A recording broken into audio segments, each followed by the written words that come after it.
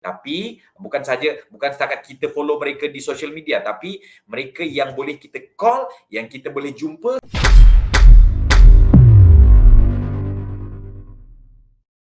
Tuan-tuan dan puan, pagi ini topik kita adalah tentang 4 jenis mentor. Dalam handphone tuan-tuan dan puan, ada tak Google Map? Ataupun ada tak Waze? Kalau ada, anda boleh komen. Ada lah. Soalan saya adalah, kenapa kita install Google Map ataupun Waze? Kenapa?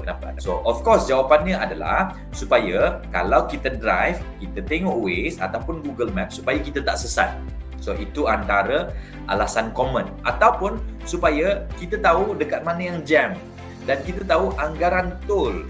So, kenapa benda tu terjadi? Supaya kita sampai ke destinasi dengan masa yang kita nak dan juga tak nak menempuhi jam lah.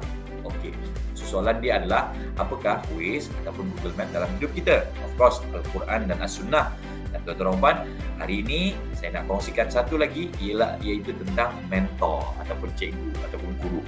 Mentor yang pertama tuan-tuan dan puan yang kita wajib ada adalah mentor motivasi ataupun guru motivasi. So tuan-tuan dan puan, dengan adanya empat guru ni, lebih mudah untuk kita capai ke satu-satu destinasi, lebih mudah untuk kita capai cita-cita kita, lebih mudah untuk kita capai apa yang kita nak dalam hidup. So again, mentor yang pertama kita wajib ada adalah mentor motivasi. Kenapa tuan-tuan dan puan? Sebab motivasi ni naik dan turun.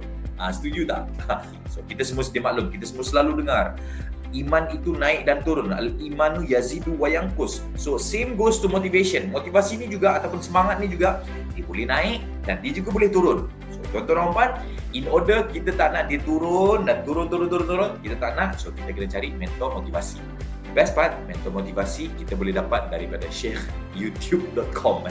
Tuan-tuan dan puan boleh tulis lah mana-mana mentor, motivational mentor ataupun mungkin kata-kata motivasi. So anda boleh cari guru-guru motivasi di YouTube ataupun di Google. Yang kedua, mentor kedua adalah mentor kerjaya ataupun mentor bisnes. So sekiranya anda masih bekerja, so anda perlu cari mentor untuk kerjaya tuan-tuan dan puan, untuk career path tuan-tuan dan puan. Contoh, anda bekerja di sektor government sector contohnya ataupun corporate sector. So anda kena cari seorang career mentor tuan-tuan dan puan. Dan untuk career mentor ni, dia tak semestinya sama bidang dengan tuan-tuan dan puan. Tak semestinya. Contoh, anda adalah seorang accountant ataupun anda adalah seorang auditor. Tak semestinya mentor kerjaya ni sama bidang dengan tuan-tuan dan puan. It can be advertising ke ataupun dalam PR ke.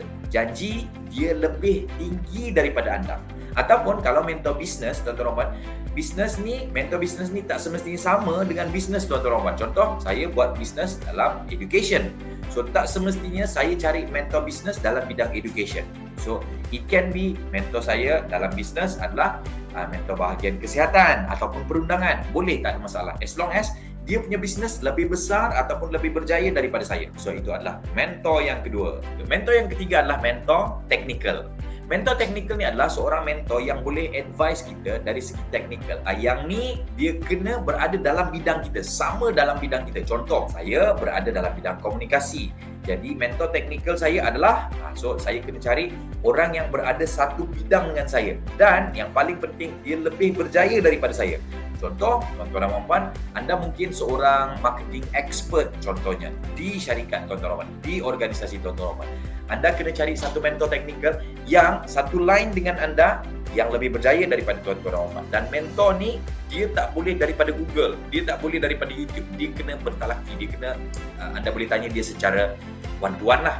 Right? Siapa mentor yang keempat ni tuan-tuan dan puan? Yang keempatnya adalah spiritual mentor. So spiritual mentor ni adalah orang yang sentiasa remind kita tentang apa yang kita buat, dan reminder ni adalah tentang akhirat kita. So masa tu tuan-tuan dan puan, bila kita dah ada spiritual mentor, barulah saya kata, oh sebenarnya yang kosong-kosong tu, yang rasa macam ada lubang-lubang ataupun ada kekosongan tu kan, sebab ada benda yang kita tak isi, iaitu spiritual. So alhamdulillah, bila dah ada spiritual mentor, dan spiritual mentor ni yang sering ingatkan kita, insya-Allah apa yang kita nak kita akan dapat, insya-Allah. Dan insya-Allah kita akan lebih fulfill, lebih rasa puas, lebih rasa terisi.